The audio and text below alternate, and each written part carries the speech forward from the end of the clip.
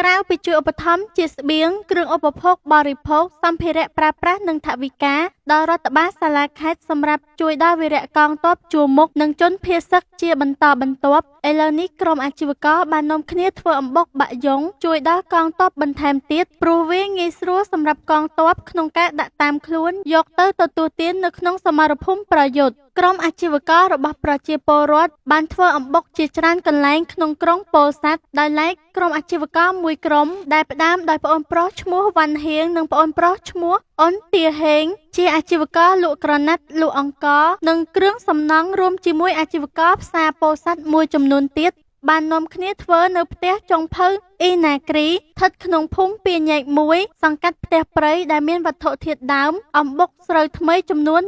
145គីឡូក្រាមនិងសាច់មាន់ចំនួន10គីឡូក្រាមអំបុកបានលីងជាមួយសាច់ផាត់សាច់មាន់យ៉ាងស្រួយឆ្ងោកនិងមានរសជាតិឈ្ងុយឆ្ងាញ់រួចហើយមានច្រកចូលក្នុងដបទឹកសុទ្ធសរុបចំនួន1000ដបផងដែរក្រុមអាជីវករបាននាំគ្នាធ្វើក្នុងទឹកចិត្តរីករាយចេញពីបេះដូងពិតៗដើម្បីជួយដល់កងទ័ពរបស់យើងមិនបណ្ដោយឲ្យខ្មាំងសត្រូវឬជាតិសាសន៍ណាមកឈ្លានពានទឹកដីបានឡើយប្រទេសកម្ពុជាស្រឡាញ់សន្តិភាពស្អប់ណាស់សង្គ្រាមព្រោះថានៅពេលមានសង្គ្រាមកើតឡើងហើយធ្វើឲ្យថ្នាក់ដឹកនាំប្រទេសមានការព្រួយបារម្ភអំពីការបាត់បង់ទឹកដីជីវិតកងទ័ពប្រជាជននិងបំផ្លាញនៅរាល់សមិទ្ធផលនានាដែលបានខិតខំកសាងកន្លងមក